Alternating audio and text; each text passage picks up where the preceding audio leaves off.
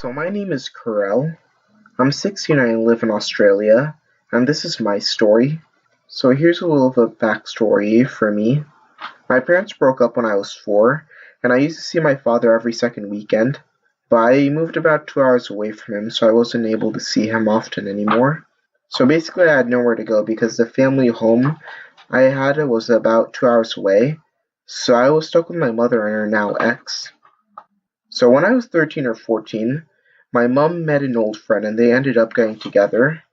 My mother and I were living in Bendigo, which just so you know is about 1 hour and 40 minutes away from Melbourne.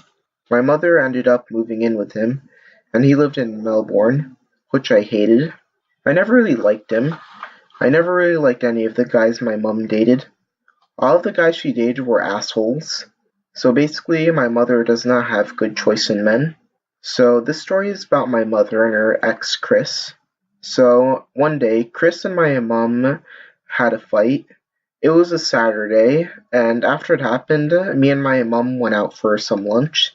When we came back, Chris had some music coming from my mother's radio, and he was drunk. And I don't mean a little drunk, I mean he was drunk off his head. So he started yelling at my mother. So at this point, I had enough with the yelling and fighting. So I decided to go to a park nearby my house. I wanted to call my best friend, but I instead called my father. My dad knows everything that's been happening between my mother and Chris, because I told him, obviously.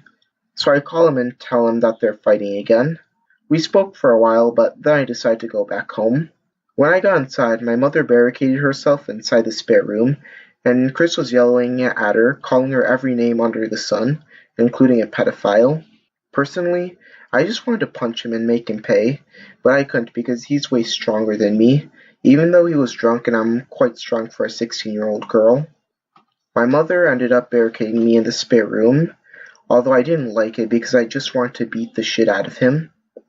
At one point, Chris started banging on the door of the spare room, so I decided it would be a good idea to put a whole heap of boxes in the way of the door, but that did little to stop his fit of rage, because the boxes ended up sliding because the whole house had floorboards. As I was doing this, my mother was on the phone with my grandparents. She told them everything and they started driving down to Melbourne. About 10 minutes in, my mom also called the cops, but they didn't come the first time. What great cops we have in Australia, right? So my mother had to call them again, and this time they came, but it felt like we were waiting for hours. Chris ended up punching our glass door and cut his arm on the glass, which led to blood all over the house, and it honestly looked like a murder had taken place in my house. In the end, the cops came and took Chris away, and me and my mother haven't seen him since. But yet, my mother occasionally gets texts from him, which honestly annoys the crap out of me. So Chris, you fucking asshole, let's never meet again.